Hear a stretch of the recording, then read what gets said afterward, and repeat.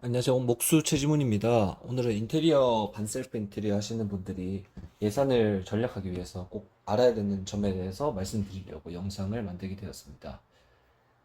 결론부터 말씀을 드리자면, 공정의 순서를 올바르게 정하고 공정끼리 겹치지 않게 날짜를 조정하는 것이라고 말씀드릴 수가 있겠습니다. 이 현장은 저희가 들어갔던 현장의 사진인데요. 보통 이제 타일이 목공보다 공정 순서에서는 뒤에 위치한 경우가 많아요. 근데 이 현장의 경우는 저희가 들어갔을 때 이미 타일이 선행 작업이 진행되고 있더라고요. 두 분이서 이렇게 타일 작업을 하고 있으셨습니다. 뭐 그런 경우가 아주 없는 것은 아닌데요.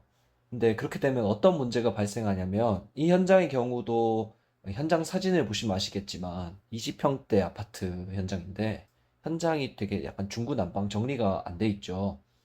더군다나 이제 두 분이서 계속 타일 작업을 하고 있는 상황이셨기 때문에 뭔가 더 공간이 일을 할 수 있는 공간이 더 적었던 상황이라고 볼 수 있겠습니다.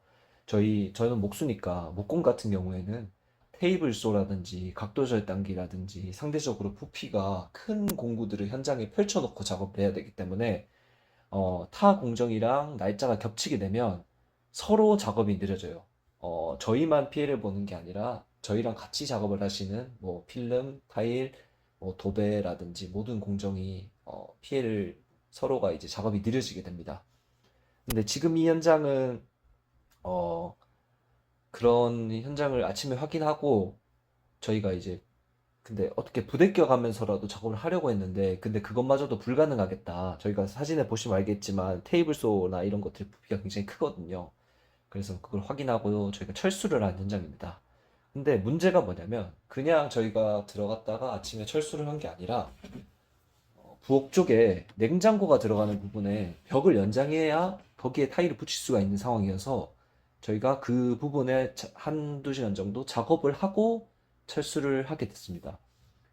제가 처음에 말씀드렸다시피 타일, 필름, 도배 같은 마감 공정이 진행되기 전에 보통 목공이 들어온다고 제가 말씀을 드렸잖아요. 근데 그런 이유가 바로 이런 것인데요.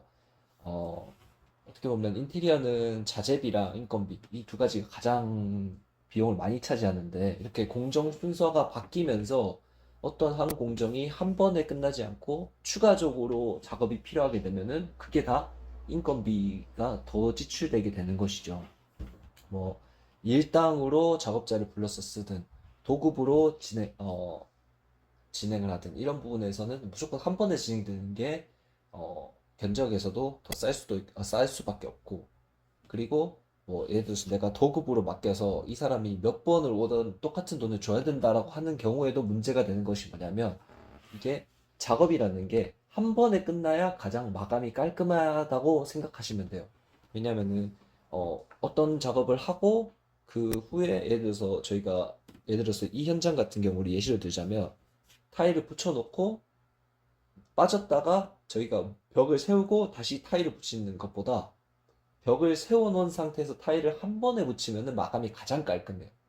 이게 아무래도 그 당일에 한 번에 몰아서 하는 거랑 그리고 이거를 끊어서 하는 거랑은 마감이 조금씩 디테일이 차이가 있을 수 있거든요. 예, 근데 그런 부분을 여러분들이 꼭 신경을 쓰셔야 된다는 점이 있습니다.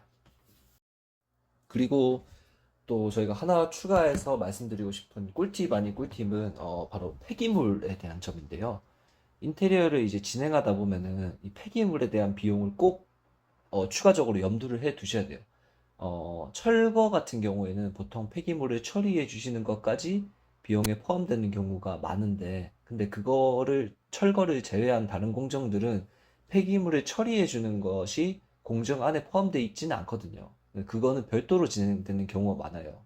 그러니까 일당으로 작업자를 부른다면은 폐기물 처리는 사실상 포함 안 돼 있다고 보셔야 되고요. 네, 도급으로 작업자들을 섭외해서 쓴다면은 그 도급에서 낸 견적에 폐기물이 포함되는 건지를 꼭 체크를 하시고, 그 부분에 대해서 꼭 생각을 하셔야 돼요. 근데 이게 폐기물이 이게 중요한 이유가 이 인테리어를 하시다 보면은 생각보다 폐기물이 더 많이 나와요, 항상. 근데 이 폐기물들이 어떤 공간에 내가 잘 치워 놓는다고 해도 어쨌든 작업에 방해가 되는 경우가 많다는 거죠. 근데 이게 조금만 있어서 조금씩 치워가면서 할 수 있는 경우에는 괜찮은데 이게 양이 너무 많아지고 만약에 평수가 좁은 곳이다. 이렇게 돼버리면은 폐기물을 치워가면서 하는 그 시간이 너무 많이 소요되는 경우가 있어요. 그렇게 돼버리면은 이게 뭐 아무리 실력 좋은 사람들이 와서 작업을 하더라도 이 폐기물을 치우고 하는 시간은 뭐 어차피 다 누가 와도 다 똑같거든요. 그러니까 실력 좋은 작업자들을 섭외하는 것도 중요하지만 어쨌든 이 작업자들이 어떻게 하면 더 빠르게 더 퀄리티 있게 마감을 할 수 있느냐 했을 때 이 폐기물에 대한 부분을 작업자들이 최대한 신경 안 쓰게 해주는 부분이 중요하다. 그러니까 뭐 예를 들어서 아파트 공사나 상가 공사를 하실 때 폐기물이 나오는 걸 어디 치워둘 공간이 있다면 미리 그런 공간을 마련해 줄 수 있다면은 그 공간에다가 폐기물을 다 모아놓고 한 번에 치우는 것이 가장 좋고요.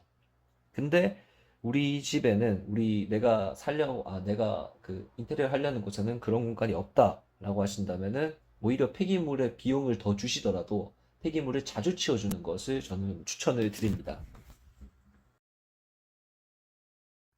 네, 지금까지 인테리어 할 때 공정의 순서가 왜 중요하고, 어떻게 공정끼리 겹치지 않게 날짜를 잡아야 하는 이유, 또 폐기물을 왜 처리하는 것이 중요한가, 이런 거에 대해서 한번 설명해 드리려고 찍은 영상이었습니다. 인테리어의 공정 순서가 궁금하신 분들은 저희 채널의 다른 영상 참고해 주시면 좋을 것 같습니다. 뭐 다른 유튜브 채널에도 더 상세하게 나온 것들이 많으니까 그것도 한번 참고해 주시면 좋을 것 같아요. 이 영상 관련해서 궁금하신 점이 있으시면은 댓글 달아주시면은 제가 또 대댓글로 설명해 드릴 수 있는 부분을 설명해 드리고 아니면 뭐 또 다른 영상에서 설명해 드릴 수 있으면 그렇게 할 수 있도록 하겠습니다. 영상 시청해 주셔서 감사합니다.